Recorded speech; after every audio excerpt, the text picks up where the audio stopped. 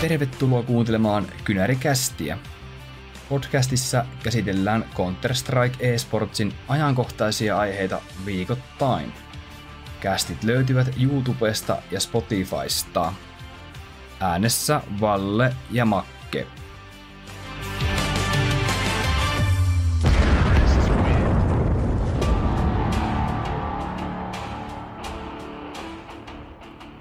Oikein hyvää viikkoa, päivää juuri sinulle, joka kuuntelet meidän sangen mahtavaa ohjelmaa nimeltä Kynärikäst.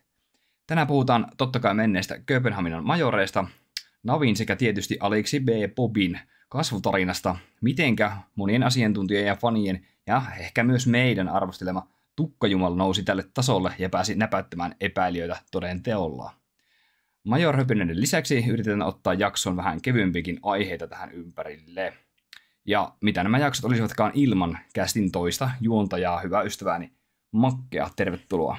Oi, kiitos. Ja mukava päästä tekemään taas jaksoa. Ja tässä oli taas hirveä major buumi. Ja just tässä muistelin viime viikolla, että katsottiin joskus viime marraskuussa vai milloin joulukuussa niitä open kuoleita sun kanssa, että ketä sieltä pääsee close dayhin. Ja nyt ollaan täällä huhtikuun alussa ja majorit on ohi ja mikä hienompi lopputulos kuin se, että ensimmäinen suomalainen voitti.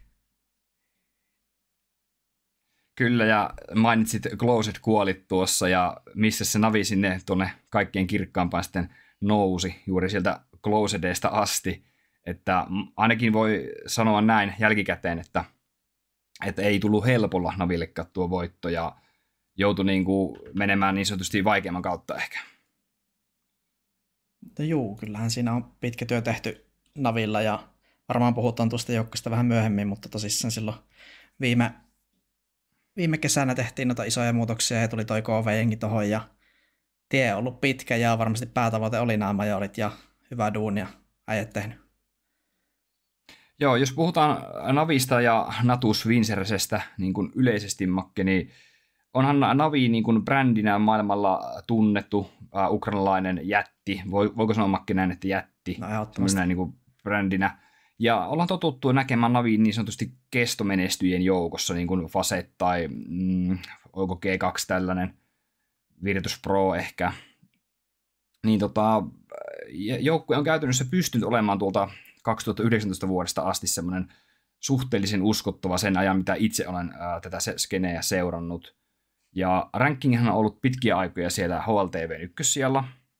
Esimerkiksi vuosina 21 ja 22 välillä Navi oli HLTV-ranking ykkössijalla peräti noin 9 kuukauden verran. Ja me taidettiin jossakin jaksossa puhuakin, että se taisi olla Navin vuosi juuri tuo 22, jossa he tyhjensivät aika lahjakkaasti niin palkintopöydät vähän joka turnauksessa. Kyllä. Ja joo. Jatkan siitä, että tosissaan Navihan kaikissa majoreissa ollut mukana ja just tuossa tutkin, niin niillä on 6 majorfinaaliakin 20. Että jos miettii sitä menestymistä, niin sitäkin on tullut. Mutta oliko tämä nyt toinen vai kolmas voitto sitten niistä 6? Mutta niin kuin sanoit, niin todellakin tämmöinen kestomenestyjä on ollut tässä CSGOssa ja nyt sitten CS2 ensimmäinen majorvoitto. Ja silloin jo niille kultavuosina, niin sanotusti 22, niitä joukkueeseen liittyi nykyisinkin joukkueessa Navi edustava Valeriu Bit Vakhovski. Joku voi korjata, jos sukunimi meni vähän väärin lausutuksi, mutta varmaan ihan sitä sattuu, mutta yritetään pysyä kuitenkin oikeassa henkilössä tälle, että kaikki ymmärtää. Niin silloin jo on vaikuttanut tuossa joukkueessa, ja ehkä tavallaan Makki semmoinen Bitin kädenjälki niin kuin näkyy vieläkin osittain tuossa Navin niin kuin performanssissa, että siellä on sitä niin kuin vanhaa Navia, vaikka tuo joukkue on käytännössä täysin uusi tällä hetkellä. Niin, ja Bitti on ainut pelaaja tällä hetkellä, joka on voittanut sekä CSGO että CS2 majorit, ja ehkä nyt tässä turnauksessa nähtiin sitä kultavuosien Bittiä, että pelasi kyllä mun mielestä tosi hyvän turnauksen, että olisi jopa ehkä voinut mainita Navin MVP:ksi koko turnaukseen, mutta tietysti JL myös erittäin hyvä työtä. Joo, JL taisi nousta meidän molempien papereissa kuitenkin siihen MVP-rooliin, ja ihan niin kuin oikealle henkilölle ehdottomasti meni. Kyllä. tämä titteli. Muistatko Makke sitten, mä puhuin noista 22 vuoden kulta-ajoista, jossa tuli tosiaan Kölnin voittoa, tuli Blast World Finalin voittoa muun muassa niin kuin Tukholman majoreiden voiton lisäksi, niin muistatko sen jälkeen, mitä tapahtui, kun Bomblitzin sekoilut alkoi toi rosteri pikkuhiljaa rakoilemaan ja loppujen lopuksi sitten hajosi kokonaan. Otettiin STYtä Ineen kokeilemaan, siinä kävi semmoinen junnu kuin MPL ja Navi junioreista. Että alkoi semmoinen murrosvaihe niin sanotusti tuossa rosterissa. Joo, ja siitä ei oikeastaan sitten tullut mitään. Ja sitten ne päätyi viime kesänä siihen, että tehdään nyt sitten KV-rosteri ja Blade nyt sitten skouttasi oikeastaan ton Aleksin siihen ja Aleksi sai vielä kerran hienon mahdollisuuden näyttää ja muistan silloin, kun tuo rosteri kasattiin, niin olihan se kritiikki ehkä semmoista aika suurtakin siihen aikaan, että moni ei uskonut, että toi rosteri pääsee yhtään mihinkään, että Imistä spekuloitiin, että oliko vähän flukea se Pariisin majorien vire ja eihän JL siihen aikaan pidetty minään semmoisena starapelaajana ja sitten oltiin huolissaan Pitin englannin taidoista ja sitten äkkiä sitten siinä huomattiin, että Simplellä ei oikein se CS2 lähtenyt ja ehkä oli vähän semmoisia asenneongelmiakin siinä jossain vaiheessa ja tuntui se Navin alku tosi semmoiselta kiviseltä. En tiedä muistatko. Kyllä.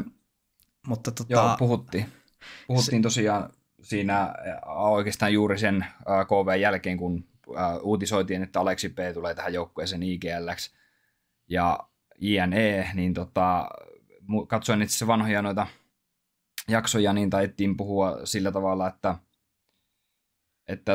tämä voi olla niin kuin iso virhe jopa Naville organisaatiolle, että lähdetään tälle KV-linjalle, kun tuli tämä kansainvälinen trendi, tiedätkö, kun Nippi teki KV-joukkuetta, Ense, moni muu joukkue, tiedätkö, lähti just tähän, ja oltiin, että Navin kohdalla me ei nähty kumpikaan sitä, että tämä olisi hyvä tie Naville. Joo, ja ehkä siinä myöskin omalla tavallaan näkyy semmoinen downscalaus, että jos miettii, niin nehän sai joku tupla euromäärän Perfectosta ja Electronicista, kun ne myytiin sinne Cloud9, verrattuna siihen, mitä ne maksoi Imistä ja JLstä ja Alexista. Eli kyllähän siinä niin kuin tavallaan vedettiin huonompi rosteri, mitä ennen ollut, niin kuin jos katsotaan paperilla. Ja moni sitten vähän kritisoi, kun Navissa jos on, niin tavoitteet on aina siellä finaalissa. Joo, ja Navilla on semmoinen tosi vahva oma identiteetti, niin kuin tiedätkö tämän, ollaan puhuttu niin sanotusti CIS:n omasta CS-keneestä, mihin kuuluu tämä venäläiset joukkueet, Virtus Pro, JNE ja nyt sitten niin kuin Navikin mun mielestä, mutta mun mielestä se identiteetti on niin kuin, se ei ole kyllä sama enää mun mielestä, ehkä ne ei pelaa niin semmoista CIS-painotteisen niin kuin hidasta, tiedätkö, rundia, että se on pikkusen ehkä semmoista niin kuin avoimempaa, ja en tiedä, onko Aleksin sitten IGL-tyyli sitten muuttunut vähän sitä peliä erilaiseksi. Joo, siis on varmasti, ja Aleksihan itse sanoi, että hän on paljon virheitä tehnyt tuossa edellisessä joukkueessa, ja myönsi sen, että ehkä on ollut liian semmoinen itsepäinen ja liian takokirjan mukaan menevä, ja ehkä siitä on saanut sitten kritiikkiä edellisiltä pelaajatovereilta, mutta nyt kuulemma on oppinut siinä Bladein alla paljon, ja voittajahaastattelussa siinä lavalla niin sanoo kyllä nätisti Bladeista, että hän on tehnyt Aleksista paljon paremman IGL, eli erittäin hyvä liike.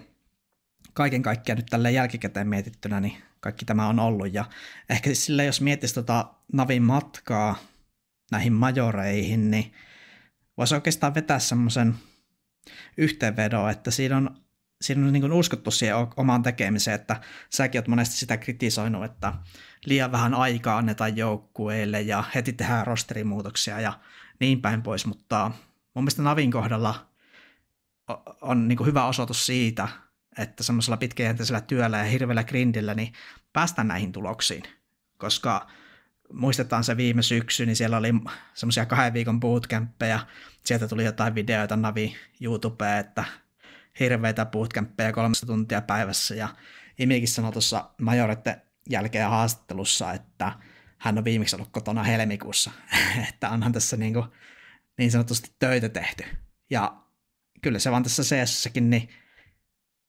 se yleensä voittaa, kuka enemmän sitä työtä tekee.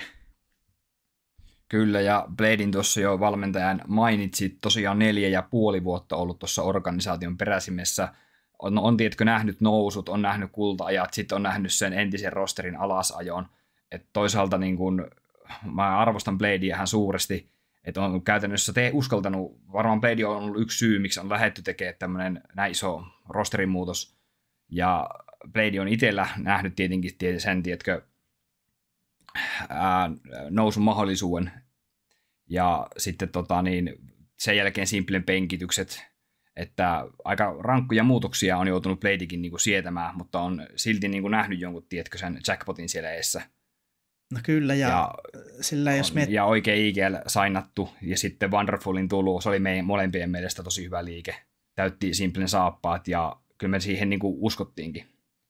Joo, ja en mä tiedä, voisi ehkä vähän siihen Simpleen ottaa nyt kiinni, kun sitä nyt on paljon spekuloitu, että palaako joukkueeseen nyt sitten refleksi, että Imin tuomiotahan siellä vieläkin vähän toitotettaa, että miettii, että jäbällä kuitenkin on periaatteessa stara-roolit, mutta KD on aika huono, että semmoista fragi-impaktia aika vähän antaa rooleihinsa verrattuna, että siellä sitten on Wonderful ja JL joutunut ottaa vähän niin kuin tavallaan reppuselkää siinä mielessä. Ja mä oon miettinyt sitä, että niin kuin kyllähän se paperilla olisi parempi, jos se Simple olisi siinä, mutta nyt kun on majorit voitettu, niin mun mielestä Navi on velkaa vähän tuolle rosterille siinä mielessä, että ei nyt heti tehdä muutoksia ainakaan. Et tietysti muistetaan esimerkiksi viime keväänä majoreiden jälkeen Vitality teki muutoksia siihen voittajajoukkueeseen, Dupree laitettiin heti pois. Ja se oli tosi semmoinen outo liike monen mielestä, Flamesi tuli tilalle, niin uskotko itse siihen Simplen takaisinpaluuseen, koska itse olen sitä paljon nyt tässä miettinyt, ja mä oon vieläkin vähän sitä mieltä, että ei se ehkä nyt ole tulossa. En usko missään nimessä tällä hetkellä siihen Simplen takaisin tuloon, että kenetkä se tuossa joukkueessa tällä hetkellä korvaisi IM-nkö? Niin, kyllä mä laitsin. Tavallaan se voisi korvata IM-n, mutta en mä tiedä tarviiko tämä Navi-rosteri tällä hetkellä Simple. Niin. Ja haluaako Simple oikeastaan edes tulla tähän vanhaan rosteriin, mistä käytännössä lähti ehkä vähän ovet paukkuenkaan. Että mun mielestä Simplelle olisi ehkä paras paikka mennä kokeilla ehkä jossain muussa tiimissä nyt sitten, että kun miettii, että koko uransa on oikeastaan tuolla Navin puolella enempi ja vähempi vetänyt, niin, niin kuin aikaisemmin kutakin. No niinpä, ja sitten niin kuin äskenkin sanoin, että ehkä tuossa niin olisi mun mielestä hyvä tuolla rosterilla nyt tosissaan vähän aikaa tuossa pelata, että jos ne tulokset nyt on ihan hirveitä, niin sitten ehkä voidaan nostaa se Simple sieltä penkiltä ylös, koska kuitenkin palkkaahan sille koko ajan maksetaan jollain prosenttiosuudella siitä itse pelaavan pelaajan palkasta, mutta en mä jotenkin usko siihen, että ennen pelaajataukoa nyt sitä ei mies olisi lähettävässä pois, ja voihan se myös olla, että nyt kun majorivoitto on taskussa, niin Imin peli ehkä vähän rentoutuu, että lähti vähän se apina selästä, uskoako ehkä enemmän omaan tiimiin, uskaltaa tehdä pelityksiä, koska luotat siihen, että muut korjaa sitten, jos sä teet virheen. Että se voi hyvinkin olla, että Imin taso tässä tulee nousee. Jos ennen kuin mennään tuohon Aleksi B:n pelaamiseen vielä, niin jos sä katsot vaikka tätä rosteria, niin tuleeko sulle vieläkään tästä rosterista silleen mieleen, että jos puhutaan kaikista maailman parhaista pelaajista, niin nouseeko näistä sulle joku nimi semmoiseksi, että tämä voisi olla semmoinen niin kuin maailmanluokan tähtipelaaja? Niin, se onkin hyvä kysymys, koska eihän se Navi-rosteri mun mielestä tällä hetkellä vielä ole semmoinen, niin kuin, että okei, tämä on vitun stäkket ja tässä on maailman parhaita pelaajia, vaan että ehkä enemmänkin JL ehkä nousemaksi semmoiseksi riflestaraksi tässä CS2, mikä oli hänen tavoitteensakin tähän peliin, että on tehnyt hirveästi töitä sen eteen. Ja sitten tietysti tuo Wonderful on kyllä, vaikka odotukset oli suhteellisen korkealla, niin mun mielestä suorittiin niitäkin paremmin sinänsä, että korvaa kyllä Simpleä tosi hyvin, että kyllä niin kuin, jos ylipäätään jos miettii, että tämä on 23-vuotias joukkue, niin kyllähän tässä niin kuin on semmoista hyvää tulevaisuutta luvassa. Joo, aika samalla linjoilla, että munkaan mielestä tästä niin kuin nimellisesti ei nouse ketään semmoista supertähteä, kun varsin jos puhutaan vaikka jostain Nikosta tai Ropsista, tämän tyyppisistä staroista, niin mutta oikeassa olet siinä, että Wonderful tällä hetkellä niin omissa papereissa haastaa jonkun monen sun niin kuin ihan täysin. No osittain joo, että kyllä niin kuin monesti mulla on tällä hetkellä maailman paras bossi ja ehkä yksi maailman parastakin CS2 pelaajista, mutta sehän tässä niin on ollutkin hassua, että jos miettii vaikka CSGO viime majoreita ja ketkä siellä suoritti nämä supertähdet, niin kaikilla on käytännössä tullut taso alaspäin. Ja näillä uusilla vähän keskikarttiin kuuluvilla ja edellisissä peliversiossa, niin niillä on taas sitten tullut taso vähän ylöspäin. Että jännä niin kuin tämmöinen tilanne tässä on nyt tässä CS2, että ketkä täältä nyt nousee semmoiseksi oikeasti huipputähdeksi. Kyllä. Ja sitten voitaisiin Makke mennä vähän ottaa kiinni tietenkin Aleksi Virolaisesta, Aleksi V:stä. Ensimmäinen suomalainen tosiaan, kuka voitti majorit. Ja sitten vielä pitää huomioida se, että oli myös joukkueessa ensimmäinen liettualainen, ensimmäinen romanialainen pelaaja, ketkä voitti majorit sitten ikinä, että siellä oli IM ja JL sitten Aleksin lisäksi, mutta onko sulla heittää Makke Aleksin pelistä jotain tuossa turnauksessa? Omaa silmää ainakin Aleksi pelasi ehkä hieman eri lailla, kun ollaan ehkä totuttu näkemään, varsinkin jos paljon katsottiin The Gualeen pelejä sun muita, niin vähän näytti välillä Aleksillekin semmoista käsijarroa olevan päällä siellä. Niin, ja no en osaa sille yksilötaidollisesti hirveästi sanoa, että onko nyt tultu ylöspäin vai alaspäin, mutta niin kuin, jos miettii ikälle yleensä, niin kyllä niin kuin Aleksi B on ollut ihan kohtalaisen fräkäävä niin sanotusti, ja niin kuin ihan ok pelittelijä siinä mielessä, mutta ehkä ne Aleksi heikkoudet tässä vuosien varrella niin on ollut enemmän sitten semmoisessa tiimimenestyksessä, että jos kerrotaan vähän sitä tarinaa sieltä OG-ajoista lähtien, niin on se ollut vähän semmoista tuskasta, ja tälleen Suomi-fanina ehkä se on sitten purkautunut semmoiseksi kritiikiksi Aleksia kohtaan, mutta ehkä se kumpuaa pikemminkin sieltä semmoista hirveästä toiveesta, että meillä olisi niinku tämmöisiä suomalaisia huippustaroja, mutta nyt niinku vihdoin tuntuu, että Aleksikin on tavallaan lunastanut sen paikkansa tuolla IGL:n kärkikastissa. Ja tämmöisenä erinomaisena tulevana IGL-tähtenä, sanotaan näin, niin jotenkin tämä niinku on hirveän monelle fanille ollut tosi mukavaa seurata tätä Aleksin tarinaa näissä majoreissa ja ylipäätään tavallaan tämmöinen redemption nyt, kun on ollut niin vaikeaa. Joo, oli kyllä aika hyvin sanottu tuo, että Aleksi on käytännössä kohdannut urallaan tosi paljon vastoinkäymisiä edellisissä seuroissaan ja sittenhän siitä heitetään vähän tämmöistä huumoria, että pystyy nämä kaikki vanhat seurat aina voittamaan ja se on ihan älytön se, tiedätkö, se score, mikä niitä vanhoja joukkueita niin kuin vastaan pelit on ollut, että nehän on mennyt Aleksille vaikka jo kuin selvästi, tiedätkö, joku 80 pinnaa. Jep. Varmaan Aleksi voittanut niistä. Siis Robulta voitte kysyä nämä tarkemmat tilastot. näkyy X-palvelusta varmasti. Mutta on kyllä niinku itse en niinku, etkö Makke kattaa ja niinku, me ei ole ihan hirveät Aleksi B-faneja, tai ei todellakaan olla. Ja tämä tuli meillekin aika isona niinku yllätyksenä, että Aleksi B on niinku nyt pystynyt nostamaan omaa tasonsa ja joukkueen tasossa näin korkealle. Että en mä usko, että kovin moni oikeasti suomalainen olisi niinku navia laittanut esimerkiksi tuonne top 4 tai en tiedä top 8 välttämättä. Niin, että se fani on semmoinen vähän jännä sana, että totta kai mä oon aina seurannut Aleksia ja niin silleen tavallaan omalla tavallaan kannustanut, mutta sitten tässä viime vuodet sieltä 2019 joulukuulta asti, niin ei se nyt ollut mitään hurraa-huutoa tässä.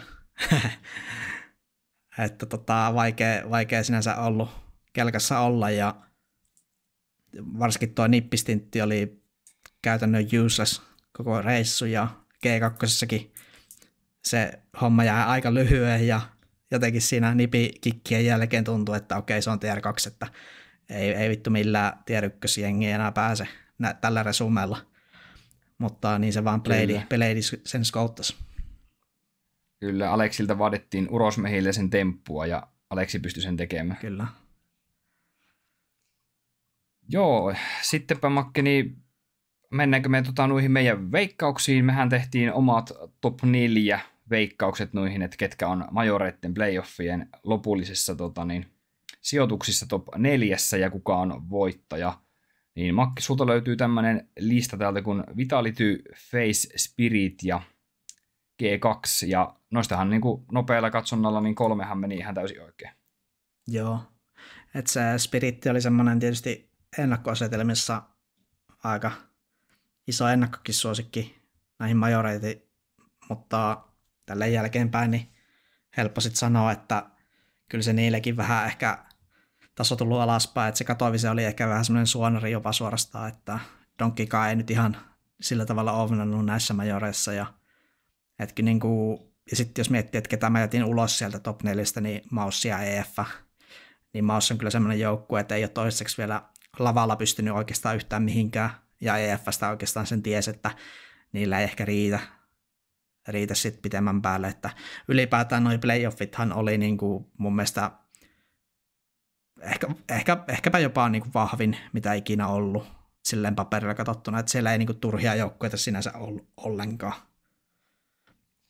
No joo, sanotaanko, että isot oli isoja näissä playoffeissa, ja sulla oli Vitality, unohdin vielä sanoa, niin oli tähän niin kuin voittajaksi laitettu, mutta ei sekään nyt silleen kaukaa haettua kyllä todellakaan ollut. Joo, Vitalitylla oli mun mielestä sitten aika paljon ongelmia, että se Saivu ei päässyt oikein millään tasolla omalle tasolle, ja jotenkin se peli näytti kyllä aika vaikealta. Että jotenkin itse uskoin jossain kohti tuolla viime vuoden puolella, että ihan varma, että Vitality voittaa majorit, että ei tällä hetkellä löydy niin kuin haastajia. Mutta jotenkin se on tullut nyt sitten aika roimastakin alaspäin. Mutta ehkä ylipäätään, jos mietitään tämän hetken tier 1:ssä, niin taso on kova, tai silleen suhteellisen kova, mutta pikemminkin se, että semmoisia tasoeroja ei ole niin isoja tällä hetkellä. Että ei ole ehkä meillä semmoista kakkos-härkää. Joo, tuntuu, että vaikka Fasekin nyt finaaliin pääsi ja hävisi toki Naville finaaliin, mutta tuntuu, että mä en tiedä, olisiko Fase oikeasti pitänyt edes ansaita noin niin kuin hyvää niin kuin finaalipaikkaa. Että mun mielestä se Faseen peli ei ennen finaaliakaan ollut mitenkään, tiedätkö, semmoisella mahtipontisella Fase-tasolla, että niin kuin Faseesta olisi näkynyt se, että nyt on, niin kuin, tässä on niin kuin ykköshärkä tähän turnaukseen. Niin ei missään nimessä mun mielestä Fase saanut peliä sille tasolle, mitä me ollaan joskus totuttu näkemään ja mitä Fase on ollut niin kuin aikaisemmin. Ja ehkä hyvin kuvastaa myös tuossa ratkaisumapissa Garriganin 1.15 statsit, että Garriganillakin voi olla, että ei ihan hirveän kauan välttämättä enää pelaa.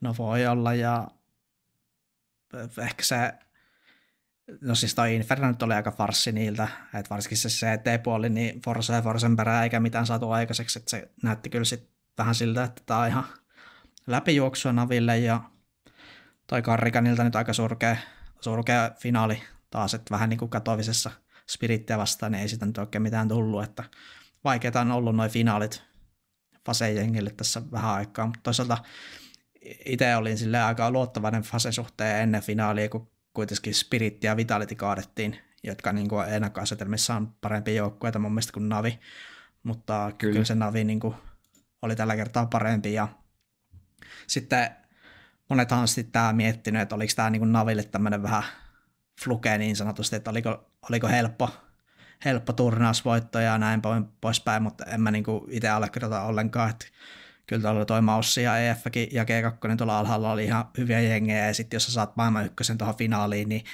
ja voitat sen silleen suhtkot selkeästi, niin ei se nyt mikään fluke mun mielestä ole. Mutta sen mä ehkä silleen allekirjoitan, että mä en usko, että Navi nyt mitään tämmöistä eraa tästä saa, että varmasti muut joukkueet kirii kyllä kiinni, ja tulee kilpailu olemaan tosi kova.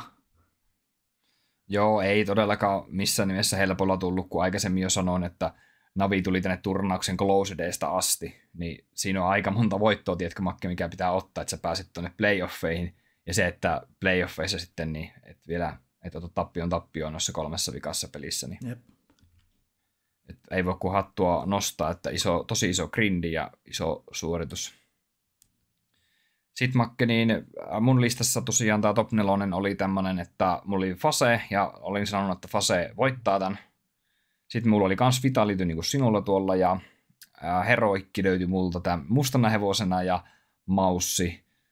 Että olin kyllä vähän ehkä pettynyt Heroikin tulokseen, että sijat 12-14, että eivät edes playoffeihin sitten päässyt. Joo, ei kyllä oikein lähtenyt. Painillekin hävittiin 2-0, että siitä varmaan lähti semmoinen syöksykierre, ja VPtä vastaan kanssa hävittiin BO1, ja pahimpana ehkä niin Complexitillekin hävittiin. Kyllä, että mun mielestä vastustajat, kelle hävittiin, tai mille Heroic hävisi, niin eihän noi ole niin kuin mun mielestä tällä hetkellä edes mitään ihan älyttömän kovia joukkueita. Että Virtus Pro, niin kuin meinasin lipsauttaa Virtus Proon tuonne omaan top 4, mutta mun mielestä Virtus Prokin tarvii nyt jotain uutta tuohon omaan peliin, että ne saa ton ihan niin kuin kärjen kiinni, niin kuin tässäkin turnauksessa nähtiin. Et mun mielestä Virtus Pro oli aika vaisu karhu tällä kertaa. No sinänsä joo, mutta ehkä voisit spekuloida sitä, että jos se Jamen Crash ei olisi tapahtunut, niin ne olisi todennäköisesti voittanut se ottelun G2 vastaan. Ja sitten olisivat päässeet playoffeihin Maussia vastaan, joka olisi ollut ihan tehtävissä. Ja sitten olisi tullut... Ai niin, siellä pelissä taisi tulla joku yhteysongelma sitten. Joo, sillä Jamella crashasi peli tosi kriittisellä roundilla ja sitten G2 siitä sai oikeastaan sen avulla sen otteluvoiton ja pääsi tuonne playoffeihin, tosi ikävä tilanne. Mutta onneksi se jäi noiden crashien osalta tohon, että ehkä toinen ikävä tilanne sitten oli näissä majorissa se yleisöryntäys sinne lavalle, että mä en sitä itse protestiksi suostu sanomaan, mutta Otetaan vähän myöhemmin Makke kiinni vielä siitä, mulla on vähän tuossa vielä, otetaan yleisesti tuosta majorettien kulusta ja muutakin, mutta käydään tässä vaiheessa vielä näitä joukkueita, mutta mennään siihen protestiin vähän myöhemmin. Niin joo, se crassi oli tosi vissiin aika kriittisellä kierroksella ja tuli mieleen, että pitäisikö meidän ottaa Makke CS käyttää niin sanotut herrasmies-säännöt, että G2 olisi antanut yhden rundin sitten heille tuossa. Niin, se on aina vaikea sitten aina näitä sääntöjä viilata, kun damage on tehty ja pelattu jo 1,5 minuuttia ja pommi on ollut kiinni 20 sekkaa vai 15 sekkaa, kun se oli siinä ja sitten tulee crashi, että mitenkä se sitten, olisiko se joku round restart vai niin. Että se on hirmu vaikea tilanne turnausjärjestölle. Ja kun se ei oikeastaan liity edes niihin, vaan se liittyy tuohon CS2, että se on sen pelin vika, että se crashaa. Kyllä. Sitten mulla oli tosiaan Maus top 4, ei riittänyt, jäi sijoille 5-8, ja me muistaakseni puhuttiin tästä aiemmin jo kahdestaan, että Mausin tarina oli vähän sellainen, että liian vähän kokemusta tämmöisistä isoista peleistä, Jimikin liian nuori ehkä pelaaja tämmöiselle isolle, tiedätkö, Stagelle, että siellä rupeaa vähän niin kuin nuorisolla tärräämään, ja peli menee väkinäiseksi ja yliyrittämiseksi. No juu, että siis kyllä Jimillä ja Xertianilla mun mielestä meni vähän pelikipsi siinä lavalla, että en tiedä sitten vaikuttiko se protesti miten paljon ja voiko jossitella siitä, mutta niin kuin overall niin aika huono suoritus ja ehkä se oli jo omalla tavallaan tosi oletettavaa, että jotenkin tuntuu, että pelaajat yleensä tarvii muutaman karmasevan häviön tuolla lavoilla ennen kuin se sillä tavalla vähän rentoutuu se homma ja ei ehkä niin tärisytä sitten. Eternal Fire, sijat 5-8 playoffissa. Erittäin positiivinen yllätysmakke on Eternal Firein matka tässä turnauksessa.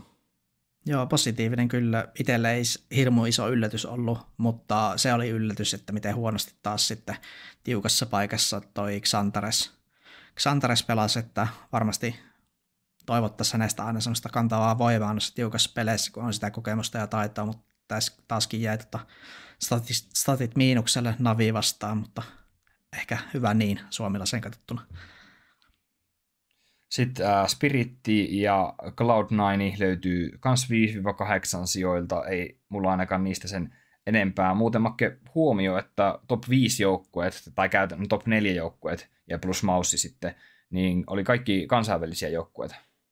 Niin, hyvä pointti. Että onko tässä nyt kuitenkin käynyt Makke sillä tavalla, että kansainväliset porukat on meidän tämän hetken top tier, ja sitten nämä esimerkiksi Spirit, Cloud9, venäläiset joukkueet, Painisi, joilla 9-11, että meillä kuitenkin sitten nämä yhden maan joukkueet, mitä me ehkä luultiin joskus ennakossa, että ne on ehkä vahvempia, mutta ei ne näköjään pysty olemaan. Ei pysty oikein. Se on jännä ilmiö, että miten Venäjältä ei tule sellaista huippujengiä kasaan. Että Cloud9kin on ollut tässä nyt taas niin kauan ongelmissa, että ei jaksa edes muistella, että milloin ne saisi nyt sitten hyvän rosterin vihdoin kasaan. Ja Spiritti nyt sinänsä, mutta niillä ehkä suuri ongelma taas, niin kuin Maussillakin oli se kokemuksen puute, että aika huonosti pelasi muun muassa Zontiksi ja ehkä, no Sirolla on kokemusta, mutta sekin vähän mun mielestä jääty tuossa Fasea vastaan, että ehkä huono ottelu. Sitten Paynein äsken mainitsinkin Brasiliasta, niin kova suoritus heille. Et ei ne olisi kyllä uskonut, että noinkaan pitkälle pääsivät. Et mullahan Payne oli 0-3 joukkueessa itse asiassa tuolla Big Emeillä. Että... Juu, ja nousee nyt tästä kyllä selkeästi Brasilia ykkösjengiksi ehdottomasti, ja World Rankingikin tuolla 15 sisällä. Ja tässä ehkä nyt näkyy se, että kun tämä Paynekin oli, muistan vuosi 2 sitten, niin se oli aika meme joukkue. Mutta nyt kun keski-ikä on alle 22, niin taas nähdään ehkä tämä brasiliaskinen ongelma, että ne huippuseurat Furia ja ehkä sanotaan Imperial, niin vaikea saada näitä uutta verta sinne sisään, että tyydytään niihin vanhoihin legendoihin, ja ehkä suuri ongelma siellä skeneessä on käsittääkseni se buyouttien suuruus, että jos sä haluaisit jonkun uuden junnu ostaa vaikka Furiaan, niin ne on ihan käsittämättömiä ne hinnat. Et sen takia Furiakin on vähän kärsinyt tässä. Ja onko sitten myös se yksi syy, että esimerkiksi tällä Legacylla pelaa tämä legendaarinen Major-voittaja Colt Serra, niin halutaanko sitten myös ehkä semmoista niinku paitamyyntiä, mitä tämä on niinku, miksi tätä sanotaan, kun myyä fanituotteita? Mertsiä, mutta sehän on jännä siinä Colt Serran joukossa on jännä se, että nyt se päätti lähteä siitä. Että siellä on tulossa Stevie Jukey sieltä Amerikan maalta IGLX käsittääkseni. Ja tämä Colt Serra vissiin ei yrittää jotain uutta tiimiä tehdä Takon kanssa. Että onko tässä nyt taas tämmöinen hirveä cash-outti-idis, että tehdään Takon kanssa tiimi ja viiän sticker-rahat omaan taskuun. Että en tiedä, mikä se orkkaa on, mihin sinne on menossa, mutta onhan tämä vähän tämmöistä niinku outoa, että näin hyvä suoritus Colt Serralta, mutta sitten lähdetään heti pois. High risk, high reward meininki. Niin. Sitten meillä oli täällä Complexity, Heroikista vähän sanon, että penkin alle meni. Sielläkin ehkä, jos Heroikki ota vielä kiinni, niin sielläkin taisi näkyä tämä uudelleenrakennusprojekti, että 3 kuukautta ollut Niko Dotsi ja Nertsi-Kyksan joukkueessa, että ei vielä noin lyhyellä ajalla pysty saamaan ton parempaa tulosta. No juu, se on ehkä se pääpointti itselläkin, että ei oikein vielä kokemus riitä niin kuin pelin sisällä. Että kyllä se ottaa semmoisen 3-4 kuukautta ennen kuin sä opit tuntea sun tiimikaverit, että miten ne pelaa ja miten ne pelaa tietyt tilanteet, että se voi monesti tulla liian äkkiä sitten nämä kovat paikat. Sitten yllättäjäjoukkue Tanskasta EC Static pelasi tosiaan aika miehekkäästi, voitti muun muassa Furian ja Opening Stagesillä voitti sitten Imperialin ja Lynvision ja Mongolsin. Joo, hyvä suoritus. Ja ehkä tämä tuli aika puskista monelle tämä estatikki, että kun nämä nimet ei nyt ole ehkä niitä Tanskan huippuja, ja sitten jos verrataan johonkin Astralikseen, miten huonosti niillä meni, että ehkä olisi pyörittänyt toisinpäin jopa nämä tulokset ennakossa. Mutta Kyllä. Hyvä estatikille ehdottomasti. Huomioitava myös se, että he eivät ottanut yhtä eurooppalaista joukkuetta, että voitot tuli pelkästään just noista Lynvision Mongolsista ja sitten on Furia ja Imperial. Niin, että onko siinä Maussia vastaan hän haastoi erittäin hyvin. Oli tuo ensimmäinen BO1 tuolla Legend Stagesillä ja EC Statiikki, niin pisti erittäin koville. Taisi johtaa jollain 5 rundilla tuossa Overpassissa, mutta sitten loppujen lopuksi joutui nöyrtymään. Joo. Et ehkä vähän tämmöinen hyvä runni heiltä. En usko, että taso on oikeasti tällä hetkellä tuolla top 20. Et pikemminkin sinne 30 paikalle se varmaan tässä tasoittuu seuraavan puolen vuoden aikana, veikkaisin. Joo, voitaisiin vielä Mongolsista ehkä pari sanaa. Itse voi sanoa, että menee posin puolelle Mongolsinkin turnaus, että oli siellä niinku ekoissa peleissä oli jonkunlaista hankaluutta, en tiedä oliko sitten jännitystä ilmassa tai muuta, mutta just Eternal Firea ja EC Statickia vastaan ensimmäiset pelit, niin katoin niitä, niin tuntui, että ei oikein mikään ei toiminut, ja kun tietää, minkälainen Mongols kuitenkin pystyy parhaimmillaan olemaan, niin liian myöhään löysivät sen pelivireen ehkä sitten. Joo, ja tuossa Elimination Stagella niin aika kovat joukkueet tuli vastaan Navi, Vitality, Pain, kaikki on turnauksen overall ratingissa, niin tosi hyvin pärjänneitä, että se huono siidi nyt vähän kostautui. Mutta joka tapauksessa 16 parhaan joukossa The Mongols, niin toivottavasti nähdään eurooppalaisissa turnauksissa lisää vielä Mongolsia.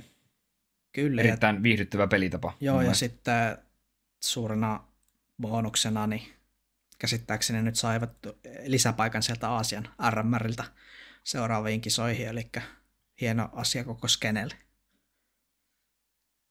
Joo, sitten voitaisiin mennä Makke näihin majoreihin ylipäätään. Navihan on nyt ensimmäinen joukkueen Makke CS:n historiassa, kuka ylitti yli 10 miljoonan dollarin palkintorahojen potiin, eli Navin organisaatio on saanut yhteensä nyt yli 10 miljoonaa dollaria palkintopotteja ihan niin kuin CS:ssä, ei puhuta muista peleistä, vaan pelkästään CS:ssä, niin kyllähän näin nopeasti mietittynä, niin aina miettii, että jostain majoreista saat $500 ja näin, että pitkä matka on kyllä grindaa tuonne 10 miljoonaa. Joo, kyllähän siinä. Mutta sitten kun lasketaan kaikki turnaukset, mitä ollaan pelattu tässä yli 10 vuoden aikana, tai 10 vuoden aikana. Kyllä. Nythän Navilla nousi toi World Rankingin 2. Että Fase vielä siellä siinittelee 1, mutta katsotaan, miten tämä kevät tässä eteen. Tuppaa aina käymään. Jep. Mitä sanot Makke majoreista yleisesti? Katsojia vissiin oli ennen playoffeja semmoinen vajaa 1 960 000. Ja vertailuna PGL Pariisin majore keräsi noin 1 000 000. Eli periaatteessa pikkusen jäätiin jopa noista striimauskatsojaluvuista. Joo, 3. taisi mennä overall katsojaluvuissa. Joo. Et siellä oli muistaakseni just se Antwerp ja oliko Stockholm 1. ja 2. Et se Stockholmihan oli sitä korona-aikaa, että se vähän selitti sitten niitä striimilukemia. Mutta overall, niin toi Kööpenhamina, se hallihan oli ihan täynnä. Et se lauantaikin oli ihan sold out ja tosi kova meno siellä oli. Ja oliko se joka päivä täynnä? Siitä sunnuntaista en tiedä, mutta olettaisin, että oli sekin. Ja sitten miettii kotikatsomoa, niin olihan se Karrikan. Niin, sitähän ne siellä kannusteli. Kuuleman mukaan joku 70% yleisöstä oli niin kuin Fasen puolella siinä finaalissa, mutta sitten kun Navi voitti, niin kuitenkin tanskalaiset fanit niin oli tosi mielissään niin kuin Aleksi Penkin puolesta, että siitä ne kiitteli siellä. Joo. Mitäs Makke veikkaat, että missä matseissa eliminationin vaiheessa oli, missä peleissä oli isoimpia katsojalukuja tuntien perusteella? Tutkit sä noin? Mä tämmöisen uutisen näin, missä oli isoimmat luvut. Okay. Tää on pääteltävissä. Niin playoffista, niin mä veikkaan, että elimination vaiheessa, ei playoffissa. No varmaan niin kuin Fase on aina siellä yksi toinen osapuoli. Täällä oli tämmöiset kuin Furia, Imperial ja Painin no ottelut, että prassiskenessä, kun ymmärrät tai tiedätkin, että siellä on tosi monta näitä kanavia vielä, missä striimataan, niin ne katsojaluvut nousee kyllä varmaan ihan mahdottoman korkeaksi just noissa. Ja siitä mun mielestä tosi hieno juttu, että just Painikin pärjäsi noin hyvin, että käytännössä meillekin kaikille olisi hyvä, että yksi prassijoukkue olisi jossain top 4 joka turnauksessa. Se prassiskene on kyllä vähän silleen outo, kun se koko homma on se yhden äijän käsissä, se kaulas. Että se, niinku, se dominoi sitä ihan täysin, ja nythän BGL teki silleen, että se Gaules ei saanut striimata niitä pelejä. Se varmaan johtuu siitä Rion Majorasta, kun se vähän ryösti sen koko homman itselleen, että tämä on niinku meidän ja tämä on niinku mun juttu. Että se tyyppi on ehkä vähän semmoinen, että sitä ei hirveästi täällä Euroopassa arvosteta, mutta se on niinku prassiskenen niinku jumala. Että jotenkin kun se on niin, mä itse sitä vähän vertaan silleen niin kuin johonkin silleen pelaajat.comin potenssiin 1 miljoona. Että se niin. Että jos ei olisi kilpailua ja niin jotenkin semmoinen, miten se sanoisi, että se vaan niin kuin ovnaa sen koko skene. Joo. Sitten Makke, ensimmäisen kerran BGL kokeili myös striimata Kick-palvelun alustalla. Mutta katsojalukuihin ei oltu vissiin tyytyväisiä, nimittäin Kick-lähetystä katsoi huipussaan vain 2600 katsojia. Ai. Se on kyllä vertailuna Twitchissä oli 720 000 ja YouTube keräsi semmoisen 240 000. Joo, se käy järkeen. Että ei ollut Kikissä nyt ainakaan tällä hetkellä CS-katselijoita. Joo, no sinä tämän tiedät, mutta mä oon aina sanonut, että mä tykkään sieltä YouTubesta mieluummin katsoa, kun siellä voi pauseita sen pelin ja sitten katsoa niitä kierroksia vähän myöhemmin. No ylipäätään, jos on YouTube Premium, niin varmaan tosi moni kattoakin sieltä. Joo. Verrattuna Twitchiin sitten. Mitäs Makke mieltä sitten tästä turnauspaikasta? Järjestettiin tuolla Royal Arenalla. On tämmöinen nykyajan moderni monitomihalli ja aika uuskin 2017 rakennettu. Ja semmoista tietoa katson, että konserteissa 16 000 ja urheilutapahtumissa 12 500. Ja toi urheilutapahtumissahan tarkoittaa tämmöisiä niin kuin jääkiekko-otteluita sun muita, että Joo. olisiko se sillä 15 000 paikkeilla ollut niin, sitten? Kun mä mietin, että paljonhan siellä nyt sitten oli sitä väkeä, että mä veikkaan, että se olisiko se joku 10-15 000. Joo. Mutta Kööpenhaminalle ja tanskalaisille oli silleen kiva juttu, koska ne on majoria toivonut niin pitkään, että siellä ei ole ennen sitä järjestetty ja vihdoin ne sai sen. Ja ihan onnistunut turnaus overall. Lava oli hyvä. No BGR-striimissä aina jotain pikkujuttuja, mutta mun mielestä se on vähän ehkä liioiteltuakin. Mutta yksi mitä mä vihasin oli se, kun alkoi ne playoffit, oli eka päivä, ja siinä oli G2 vastaan Maussi, ja sitä ennen oli joku toinen peli. Se oli ihan hirveätä katsoa sitä striimiä, kun siellä oli niitä rumpuskuadeja, ja ne hakkas sitä vittu ihan koko ajan, ja se rumpusoundi puski ihan kaiken yli sieltä, niin mun piti laittaa muteelle se striimi. Mä en pystynyt katsoa, se oli ihan hirveätä. Ja sitten mä laitoin Twitterissäkin yhdelle, no sille Banksille laitoin, kun se jotain twiittasi. Toimittajalle, joo. Niin, mä laitoin sille, että käykää nyt vittu sanomassa, että toi on ihan hirveätä, että tätä ei pysty kuuntelemaan tätä striimiä. Ja joku muukin äijä siihen laittoi sinne twiitin alle saman asian, vähän eri sanoin. Niin sitten se vastasi siihen, että I will pass this on, eli mä kerron tämän niin kuin eteenpäin. Ja sitten sen jälkeen niin sitä rumpua ei enää kuulunut. Että musta tuntuu, että ne kielti ne instrumentit, koska loppuplayoffissa niin mä en niitä rumpuja hirveästi kuulu. Mutta se oli ihan kauheata niille selostajillekin, kun se, mikä se on se Machine, niin se sanoi jossain vaiheessa sitä Maus G2-peliä, että olisipa kiva, jos noi rumpalit soittaisi vaikka silleen, että jos on tiukka paikka rundissa, niin sitten ne rupeaa rummuttaa. Että tässä on teille challenge, että se yritti niinku vihjata niille, että älkää nyt vittu hakatko sitä ihan koko ajan, että ei tästä tule mitään. Mutta se oli niinku itselle semmoinen hirveä pet peeve tuossa koko majoreissa, mutta onneksi nyt sitten loppui, että pystyi niinku kuuntelemaan sitä selostustakin ja peliä. Tästä tulikin mieleen, niin muistaakseni Rion majoreissa, niin siellä muistaakseni oli paljon niitä semmoisia vuvutsella torvia, mitä jengi sitten paukutteli, että mä en tiedä sitten, että semmoiset varmaan siellä ei edes kielletty, vaan jengi vaan oli, että puhaltakaa niihin. Niin. Mutta siellä oli kyllä erittäin niin kuin äänekäs yleisö siellä Riossa. Joo. Et en tiedä sitten, että oliko siellä jotain ongelmia tuommoisten kanssa. Siis kyllähän ne instrumentit tuo sitä tunnelmaa, mutta mun mielestä se ei sovi tuohon CS:ään kovin hyvin, koska siinä on se soundi kuitenkin niin tärkeä, että verrattain vaikka futikseen, niin eihän siinä niinku ole väliä, kuulet sä siitä ottelusta mitään, eihän sieltä kuulu yhtään mitään, kun ne juoksestelee vaan sillä kentällä. Mutta kun CS on niin tärkeä se soundi myös sen katselukokemuksen kannalta, niin sitten kun siihen striimiin kuuluu koko ajan joku pauke tai vuvutsella, niin en mä tykkää. Mun mielestä kaikissa turnauksissa tuommoiset instrumentit pitäisi olla jopa kiellettyjä. Että se niin itselleen on aika hirveätä.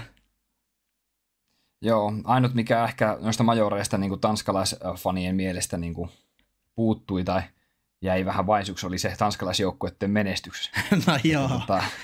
Että siellä just miettii, että Heroikkikin, niin okei, sielläkin pelaa 3 tanskalaista, mutta sitten niin EC Static oli täysin tanskalainen joukkue. Ja sitten Makke, jos mietit historiaa, niin mitenkä niin jossain Tanskassakin tai ylipäätään CS-majoreilla on totuttu siihen, että tanskalaisjoukkue menee pitkälle tai menee finaaliin tai jonnekin, niin nyt oli niin siinä mielessä pettymys varmasti monelle, että niin jos miettii, ei siinäkään Astralista nähty. Ja jep, että jos miettii Blast tai niitä niin kuin Royal Arena historiaa, niin mä muistan vaan, että Heroikki voitti silloin sen Blast World Finalin, oliko se viime vuoden talvena, mutta sitten esim. Karrikan on ollut 3 siellä finaalissa aina hävinnyt. Että niinku tanskalaisyleisö ei ole kyllä saanut sitä tarvitsemaansa palkintoa, mutta kyllä siellä niinku kuitenkin osataan kannustaa CS yleisesti, että ei ehkä ole niin semmoinen kotijoukkue meidinkin, mikä on ehkä jossain Koloknessakin huomattavissa, että jengi niinku kannustaa kaikkia joukkueita, ja mun mielestä se on CS hienoa, että kun meillä on näitä KV-jengejä, niin sä pystyt menemään fanina isoihin tapahtumiin ja nauttii niinku niistä peleistä ihan huolimatta siitä, että ketä maalaisia siellä pelaa. Joo, mä uskoisin, että Suomessakin varmaan olisi aika samanlainen meininki. Joo. Ja sitten voisi sanoa, että ehkä Tanskakin kuuluu näihin CS-maihin, mistä voi ehkä sanoa, että CS on niinku Tanskan koti, tai silleen, tiedätkö, miten se sanotaan. Niin, kyllä. Et se on niinku semmoinen niin sanottu niin iso maa niinku CS-skeneessä, että siellä on myös se, tiedätkö, kulttuuri, osataan olla siinä kulttuurissa mukana. Joo. Sitten Makke, niin yksi juttu, mikä unohtui näistä majoreista, niin voitaisiin pieni maininta antaa tälle Nine Pandas-farssille, että visa-ongelmat tuli tielle ja korvaajaksi tuli sitten Gamer Legion. Ja tästäkin oli aika paljon puhetta, että minkä takia Astralixille ei annettu mahdollisuutta nousta sitten tuonne tilalle, mutta ilmeisesti sitten kuitenkin, kun Gamer Legion oli Nine Pandasin kanssa siellä Last Chancein finaalissa, niin no kyllä. Se oli sitten ilmiselvää, että Gamer Legion siihen nostettiin. Olihan toi Gamer Legionilla aika semmoinen hölmö homma, että se oli ihan rosterimuutoksen partalla, ja nythän siellä on puolet rosterista ja tyyliin lähetetty muualle, että vähän tommoinen ihme keissi heidän kannaltaan, mutta saivat pahan sticker-rahat nyt siitä sitten. Joo, ja sitten mietipä Nine Pandasin, mikä epäonni, kun miettii, että tosi pieni organisaatio ihan varmasti, niin mieti sticker-rahat silleen niin kuin, jes, päästiin Last Chanceen, jes, vitsi, voitettiin Astralis hyvä, mentiin finaaliin, jes, voitettiin homma, äijät, jes, majoreille, tarrahat tänne, sitten silleen, okei, me ei päästä pelaamaan sinne. No siis jap, mä en tiedä oikeasti, siis, mietit toi Seisedkin, kun se on 29 ja se on grindannut tuolta, sehän CSGOssa pelannut aikaisemmin ihan hyvällä tasolla ja nyt sitten ehkä hyytynyt vähän ja nyt vihdoin pääsit majorille, niin mä en tiedä oikeasti, miten mä itse pystyisin käsittelemään tuommoista hirveätä farssia, että jostain visoista sitten jää kiinni toi koko homma, että nää sitten rukoili siellä jossain Twitterissä, että antakaa meille tarraa, että vittu bla bla bla, mutta siis niinku ihan karseeta, että mä en tiedä oikeasti, mulla palaisi niin kiinni, että mä varmaan en pystyisi vähän aikaa pelaa CS, että tosi harmittava homma heidän kannalta. Mutta Nine Pandas on osoittanut sen, että he on pystynyt, koska hän on tuolla ESL Challengerissa heti paukuttanut. Siellä on kaatunut Ninea ja Ablelersia, että ne on, niin kuin, tiedätkö, se grindi on vaan jatkunut. Takaisin tier 3 grindaa, että... Ja siellä on tulossa just noin Thunderpickin kuolit, missä Ensekin muun muassa mukana, ja on tulossa ESL Challengeria, että siellä on siellä niinku yritystä on. No joo, että ei nyt ihan hirveätä masennusta ole iskenyt kuitenkaan, mutta on tuo niinku ihan karsea homma. Pettymys on suuri varmasti kaikilla pelaajilla. Joo, senkin mainitsin, että tanskalaisia joukkueita ei pudotuspeleissä. No sitten tämä ehkä kolmas semmoinen outo asia Majorella, että siis on se protesti. Pitäisikö meidän nyt siitä? Joo, tosiaan semmoinen ikävä välikohtaus sattui tuossa playoff-pelissä. Oliko se toinen playoff-peli Maussia vai 4. playoff-peli? Joo. Maussia ja G2 välillä. Kyllä. Ja siellä niin jouduttiin ottelu keskeyttämään siinä toisen kartan puolessa välissä, missä puolet tosiaan vaihdettiin. G2 johti sitä toista karttaa Vertigoa numeroon 5-7. Ja mä Makke katoin itse lähetystä. Joo, sama. Ja sitten mä vaan ihmettelin, että miksi tämä, niin kuin, mä olin vaan sille, että joo, että technical pause, että tiedätkö, tuli niitä haastatteluja siihen. Jep. Ja olin, että okei, tämä on varmaan kohta ohi, ja sitten niin rupesi tuolla meidän Discordissa niin kanaville tulikin tieto, että siellä on niin kuin järjestyksen valvonnassa ongelmia, että siellä lavalle on tullut porukkaa.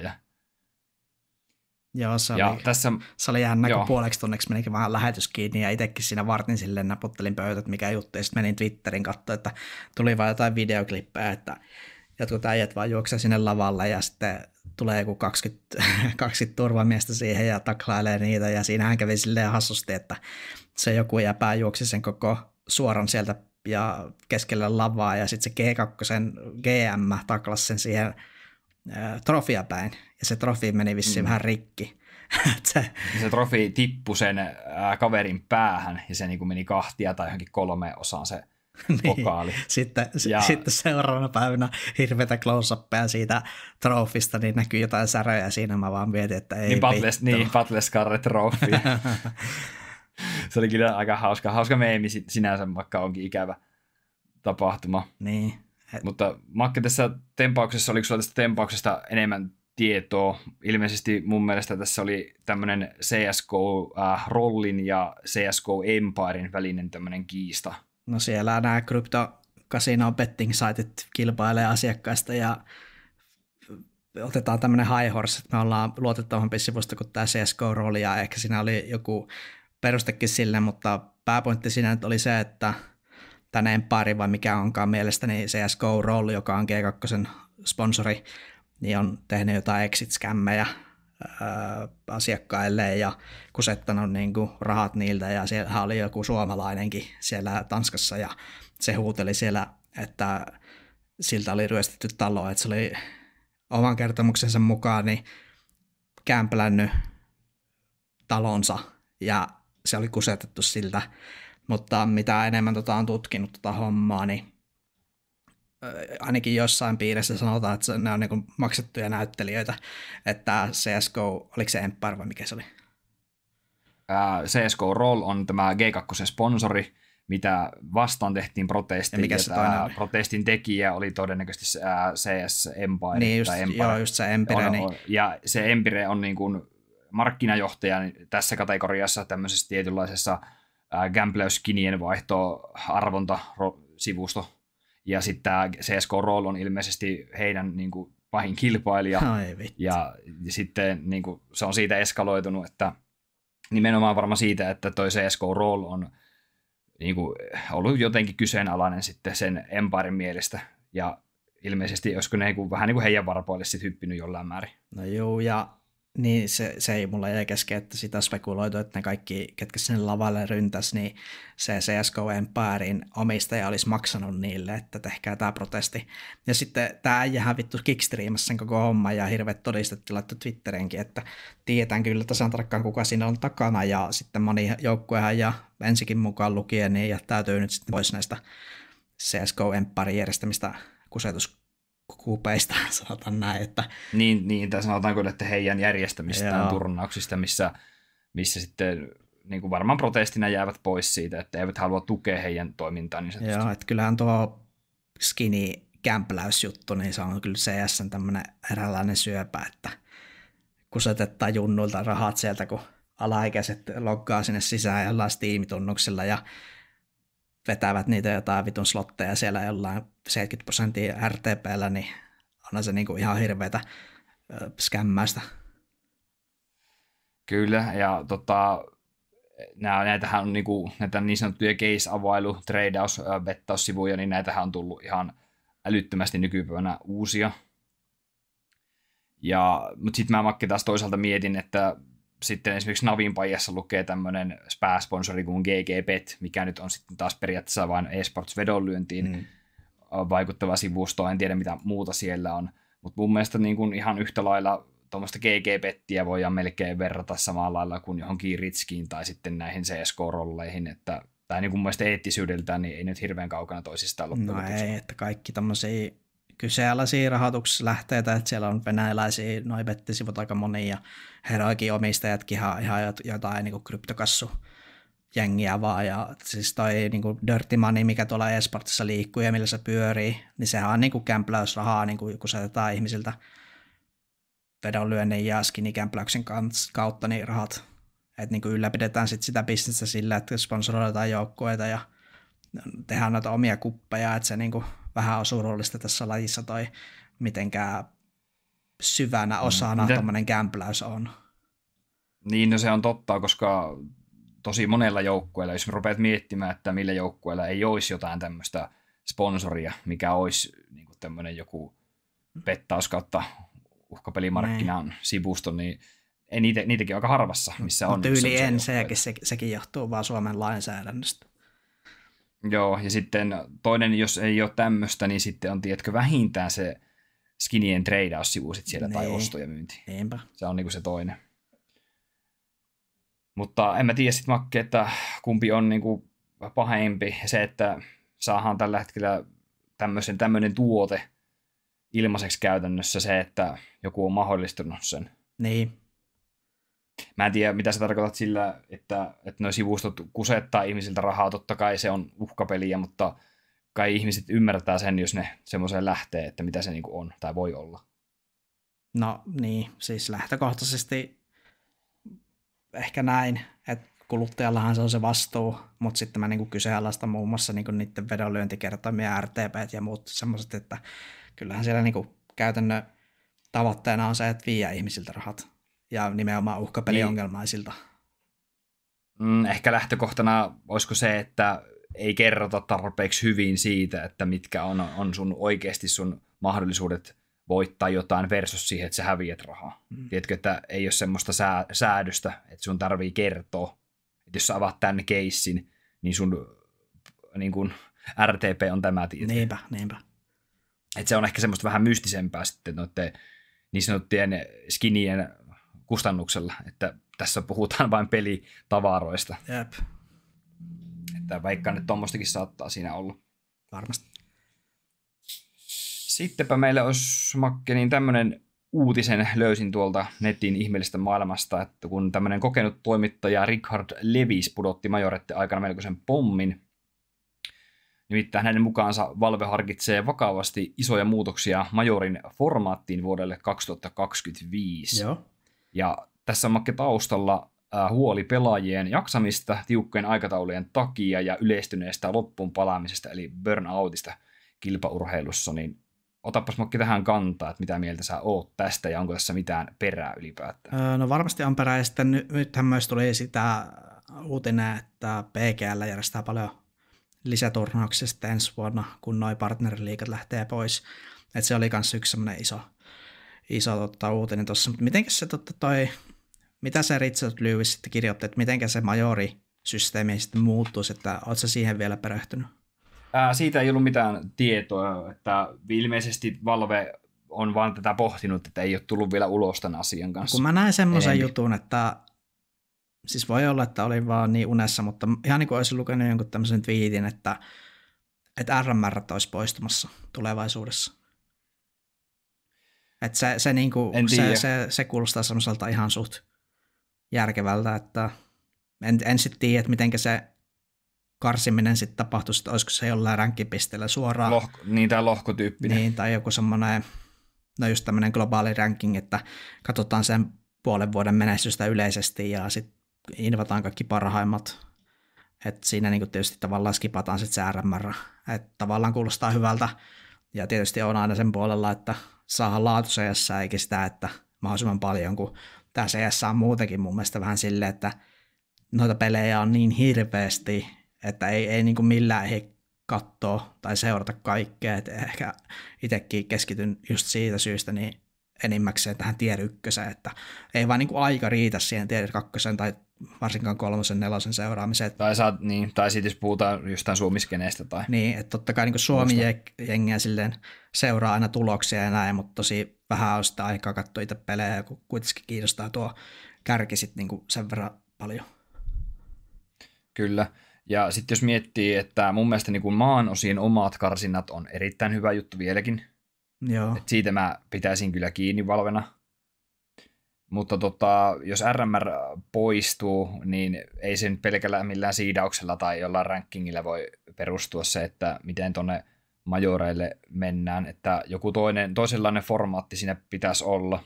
Ja mitä tulee tuohon aikataulutukseen, niin voisiko näitä Major RMR-karsintoja järjestää vaikka huomattavasti paljon aikaisemmin ennen sitä itse tapahtumaa, että voisiko siinä olla vaikka kuukauden tauko, niin. Tai niin kuin, tiedätkö, tai siis kuukausikin aika vähän, mutta voisiko siinä olla vaikka 2 kuukauden tauko ennen sitä päätapahtumaa? Niin voisi olla. Että siinä kerettäisiin, tiedätkö, präkätä vaikka ennen majoreita. Niin ja sitten jos mennään tämmöisiin hirveisiin ranking-systeemeihin, joiden perusteella ne invitet tehdään, niin silleen skeptikkona sitten tulee mieleen se, että entä jos siellä tulee semmoinen eturistiriititilanne tai joku sopupelimahdollisuus, että sanotaan vaikka, että Navi olisi varmistanut jo paikkansa seuraaville majoreille, mutta se pelaa vaikka jotain tier 2 joukkuetta vastaan jotain Estetekkiä. Siis ihan hatusta heitetty nämä tiimit, mutta se, että Estetik pääsisi sillä Navin voitolla karsissa niin kuin majoreille ja Naville sillä ei olisi mitään väliä. Niin tuleeko se tuossa vähän semmoisia vähän outoja tilanteita, että vähän niin kuin kyseenalaistetaan sitten jo sitä, miten sanotaan, niin kuin uskottavuutta ja että ei tule mitään sopupelejä sitten. Kyllä, ja sä tuossa jo avasitkin tuosta BGLstä, että ovat ilmoittaneet, että järjestävät lisää niitä turnauksia vuosina 2025 ja 2026, että tavoitteet siellä vissiin yli 10 turnausta järjestää 2 vuoden aikana. Ja ensimmäinen näistä turnauksista olisi vissiin heti ensi vuoden alussa, helmikuussa 2025. Olisiko se Makke sitten niin kuin Katowice?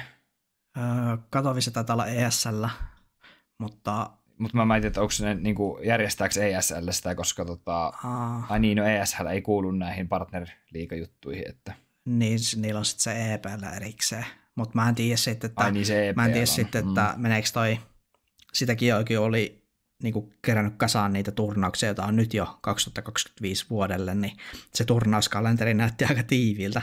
Että jos siellä on PGL-turnaukset siihen ESL-turnausten kylkeen vielä, ja sitten on RMR ja Majorit ja EPL, niin kyllä nämä joukkueet joutuu oikeasti tekemään niin kuin valintoja, että mihin kaikkea kerkeä osallistuu. Mä en tiedä, että ketä tuohon BGL:n, tiedätkö, tahoon niin kuin kuuluu, mutta mä en tiedä, miten ne on niin kuin saunottanut noita Valven tyyppejä, kun ne on niin kuin, tiedätkö, päässyt semmoiseksi, tiedätkö, niin kuin kaveriksi tuonne lauteille, kun miettii, että nyt on linjattu, että ei 25 vuoden jälkeen enää ole näitä partnerliigoja. Niin. Ja sitten joku PGL on silleen, että hei, he järjestää niin kuin periaatteessa tilalle. Ja onko muut turnausjärjestäjät sitten silleen, että mekin voitaisiin, mutta kun tämä PGL on nyt mukavasti parempi järjestämään ja näin, että kun me tehtiin se, että me otettiin näitä partnerliigoja, niin tämä on aika erikoinen juttu. Aika hyvä pointti muuten, ja sitäkin miettii, että mun mielestä Blastin lähetykset on aina niin kuin priimaa, ja PGL-lähetyksessä on aina vähän jotain parannettavaa varaa, eli tälleen tämä menee, mutta onko tämä Blastilla nyt tämmöinen joku puolikas kuoli-isku? Kun PGL on vissiin vähän niin kuin näpäyttänyt muita järjestäjiä myös, että ne on vissiin sanonut, että he niin kuin on tehnyt tämmöisen järjestelmän, että loppuu tämmöinen, ketkä loivat monopolin niin CS-markkinoille, että ne on niin kuin jotenkin yrittää, tiedätkö, tulla katkaisemaan tämän sitten. No, siis sinänsä mä oon niin kuin all for it, että kuulostaa ihan vitun hyvälle, mutta se, että jos niitä turnausjärjestäjä on 3 erilaista ja koko ajan pyörii kaikilla omat turnaukset, niin eihän tässä kohta pysy kukaan mukana. Mutta ei vielä niin kuin, ainakaan ole PGL maininnut vielä toistaiseksi, että ne olisi niin kuin järjestämässä mitään majoreita. Varmasti järjestävät, mutta niin, ei ole vielä niin kuin infoa. Niin, se on sitten Valven kanssa pitää neuvotella, että kuka se nyt sitten aina saa. Että seuraava on siellä Sangassa. Kyllä, sitä kohti. Oliko sulla, Makke, jotain uutisia vielä tässä vai katsotaanko vähän tulevaa tätä vuotta, että mitä siellä on tulossa? Niin, no voisi vähän miettiä silleen, että miten tästä nyt tämä homma jatkuu. Että majorit on nyt vihdoin pelattu. Hyvät majorit oli, mun mielestä parhaat majorit ikinä ehkä jopa itselle. Et tykkäsin tosi paljon. Aika kultainen muistot, Makke, kuule. No, ehkä, mutta oli kovatasoinen ja hauska seurattava. CS2 toimi suhteellisen hyvin. Paljon pelättiin sitä, että onko peli valmis ja muuta semmoista, mutta ei sieltä nyt hirveätä märinää kuulunut pro-pelaajien suusta, että ilmeisesti peliversio alkaa olla ihan ok ainakin, että tosi niin kuin vähän erilainen se on vielä kuin Go, että siellä pystyy niitä whitepeakkejä tekemään ja bosseilla on edelleenkin vielä todella vaikeaa, mutta eiköhän tästä lähde kevättä kohti. Kyllä, siellä on tulevia tapahtumia tosiaan ensi viikolla 8. päivä huhtikuuta alkaa tämä Chengdu, China, IEM-turnaus. Joo. Siellä muun muassa mukana 16 joukkuetta. Ketäs täältä löytyy? No ihan... Täältä löytyy Faseja, G2, Maussia, Cloud9 ja Furiaa. Sitten löytyy Astralism jopa. On Liquidia, FlyQuestia. Eli käytännössä entinen Greyhoundi. Joo. Siellä on Alistarit ja Liatsit. Ne on näköjään löytynyt organisaation, onnea heille. Sitten löytyy Tailota, Nemikaa, Wildcardia. Aika semmoinen kirjava kattaus. Niin, tässä on 7 partnerijoukkuetta ja muut on sitten ESL-rankingin tai sitten Qualifieretin kautta. Ja Liquid tuli replacement-tiimiksi. Itse kun en muista, että kenen tilalle, mutta joku huipputiimestä jättäytyi pois, että ei niin kuin aika riitä. Oliko se jopa Navi? En muista, mutta näin sinne pääsi käymään. Sittenhän ton turnauksen jälkeen sieltä alkaa Global Esports Tour Rio, eli ilmeisesti Prassien oma iso turnaus. Joo, toi on joku Prassien juttu. Kyllä. Sitten sieltä löytyy ESL Pro Malta. Joo, EPL alkaa. Season 19. Kyllä. 23. päivä huhtikuuta. Ja mut Makke tunnetaan siitä, että EPL ei yleensä hirveänä nappaa, mutta pitäisikö sitä yrittää kuitenkin tällä kertaa enempi katsoa? No mun mielestä toi EPL on niinku tämän kevätkauden ehkä nyt se suurin turnaus tässä, kun katsoo tätä listaa, että mitä on tulossa.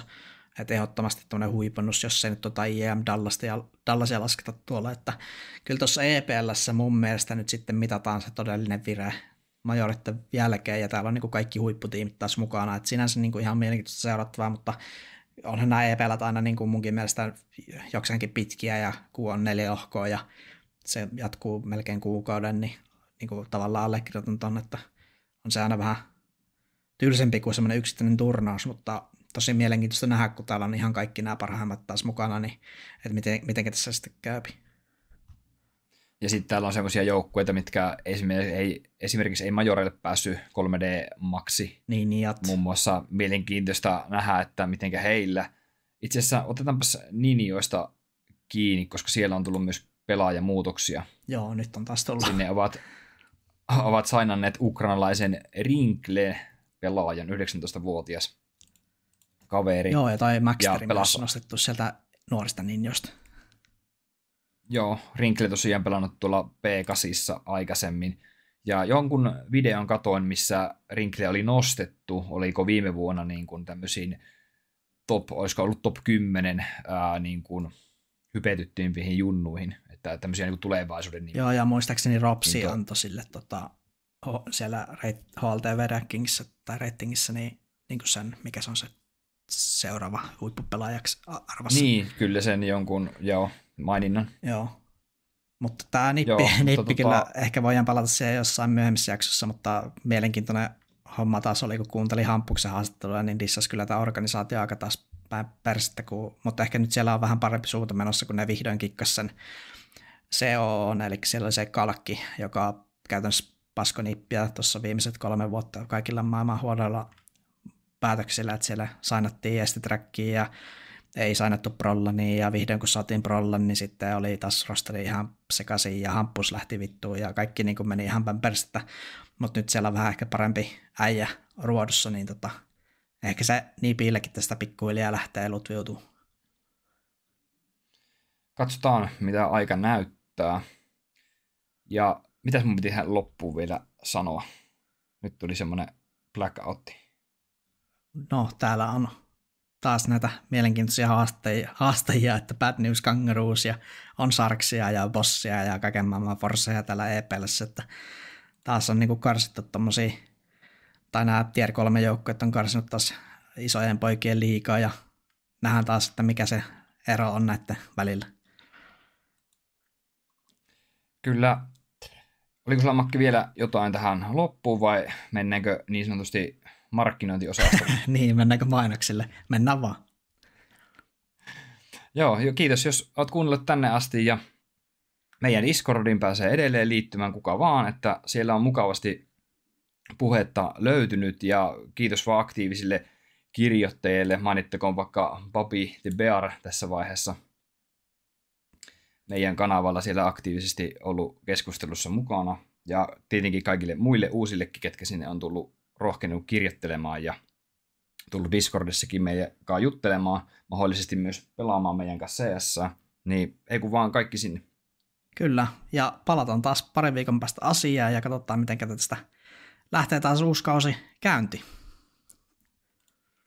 Joo, kiitoksia minunkin puolesta ja kuulemiin. Moikka!